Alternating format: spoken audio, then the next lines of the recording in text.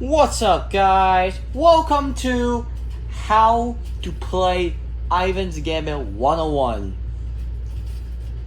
Yup.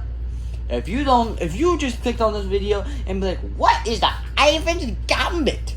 I will show you. If you don't know yet, my name is Ivan, and it's not surprising. That's my English name, actually.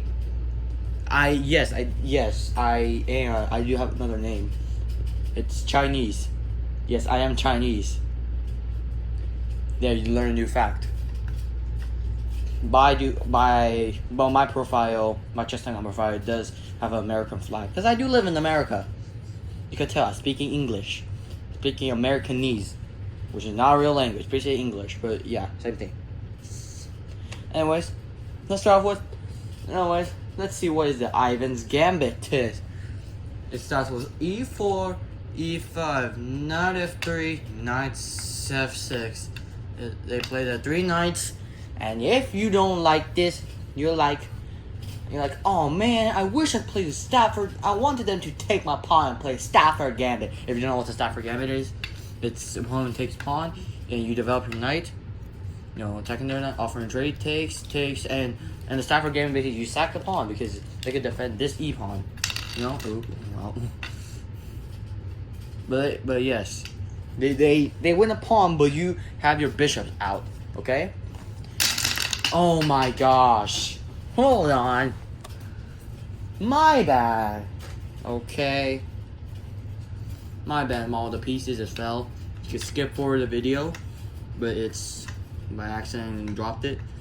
But if you're still here, just not skipping the video, you know, here. If you're wondering what's the red thing on my hand, you know, that I have been wearing since the start of the channel, it's a little Chinese tradition thingy. It's none of your business. It's none of your business. Yes, it's none of your business. All right, hold on. I don't think you can see all the black pieces. Push this far away. All right, let's get back to it. Anyways, Ivan's Gambit, you know, it's basically like, oh man, I want to play the Stafford Gambit, but I can't now. Well, the solution is solved, because you play D4. I mean D5. You play D5. I'm drinking a drink. D5, okay? You gave up a pawn. Okay, but you're like, what do you mean you gave up a pawn? Like, I can see this, you know, this white pawn can take out black pawn. Knight takes out that pawn, and then their knight takes my pawn, and then the queen takes the knight, and the queen defends the pawn. Do nothing. No, when the pawn takes pawn, if you think it's lagging, no, I'm just talking. But I mean, if pawn takes pawn, you know, knight takes pawn, knight takes pawn. They win a pawn that way. But anyways, let's get to every variation possible. I just made up completely out of my mind. Let's start off with what if they take. Okay, there's a couple variations, you know. Okay, we got the push. The advanced variation. We advance a pawn. We attack their horse. Alright? They get and then, you know, when they get a horse here, you just take this pawn, they take your pawn. They have horses in the center, some easy targets, and we have our bishops ready. And their dark square bishop's still locked in, not happy. Okay? Alright. Another variation after taking. You play this. This was, if you don't know yet, if you check my profile, I actually played this. And this is what I called, and if you don't know what to do, it's basically where you give up a bunch of pawns.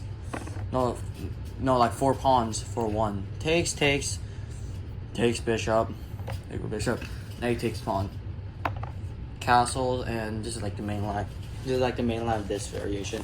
If you see, and here's the material count. It's 4 pawn for 1 pawn.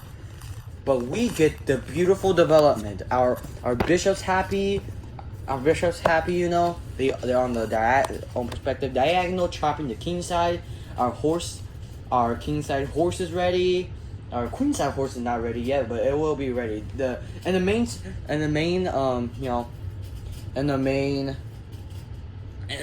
square this horse goes in this opening. You place it here.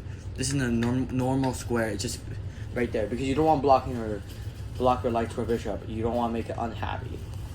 And in this game, this corner rook will be playing will try to defend. Will be defending the back rank, and this rook will go on the attack. It goes on the center file, and since their opponent's not even castled yet, not even close to castling, there's some little attacking chances. But warning: if you want to play this variation, only play it against lower elo players, because Stockfish do not approve this. Okay.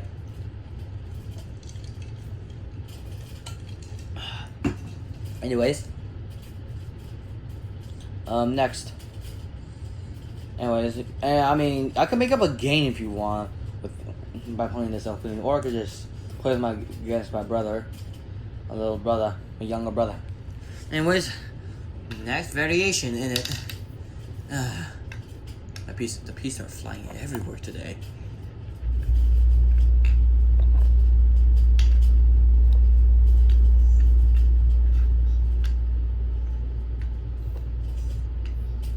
Alright, we got to this original position. Okay, what if they take this pawn? Guess what? You don't care. You just take this pawn, and you have your bishops ready, and you don't lose anything.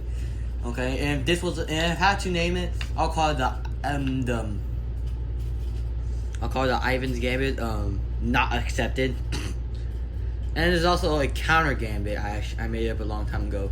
For white, actually, they play this. Okay, I think it's G3. Okay, this counter gambit. They basically sacrifice this pawn to get it back later.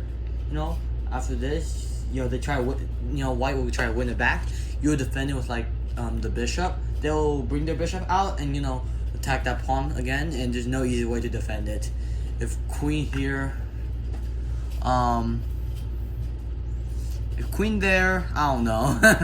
There are some tricks like knight here, attacks the queen, threatens a fork. Excuse me, but yeah, there's some crazy tricks for white in this counter gambit.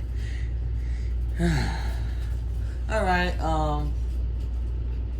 Also, if you want me to get a little deeper into this, I also made counter gambit. Okay, it's where you develop the knight. No, I think you just play this. You play this called the ultimate counter gambit. I'll call it the meme opening because this is not a good move. Knight back is not a good move. But it's just for memes.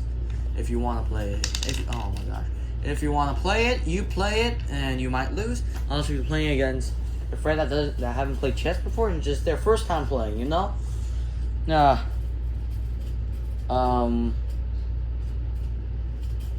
else variations are there?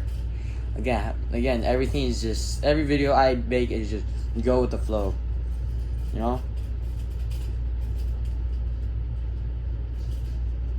Oh yeah. I guess that's it. That's it, I guess. Oh yeah. Here's the last variation. I call it the Caracon because the structure was like the Caracon. It's bishop check. Bishop giving you check. You block with the pawn, and if you check out the structure, it's like the Caracon, the Caracon structure. Except And I mean, it's like the Caracon structure, except your e-pawn has been pushed forward already. Like you committed to it, and your knight's out. This is basically the same Caracon structure, except these two pieces have moved. Okay, hold on, let me just reprop. Come on. Yeah. And then after blocks, they put bishop back. You know, and then there's a couple choices you could take. You could push, lock down center. You know, and if I was playing it, the optimal oh, hold on, sorry, I'm looking at it. You can either push or take. You know, my setup, this is what I want. I will go here. I want to go here. I want to go bishop defend. Since all these pawns are on that side, I want bishop defend. You know, and normally in this position, you know, this square is kind of weak. You know, this square is good. You know, all these pawns might be pushed forward already. You know, and this square might be a little like up for grabs. You know, and you also want to move the light square bishop out. You want to get active, you want castle, and just expand on the queen side. This is why this is how I would probably play. Expand on the queen side as much as possible. But it's not the most accurate way. But you could make up your own ways to play the Carol version. I mean, yeah. I mean, I guess that's it. That's like the best variations I got. But yeah. Ow, my arm hurts because I've been holding. Alright, yeah, that's it for you guys. I guess. Bye. Have a good day.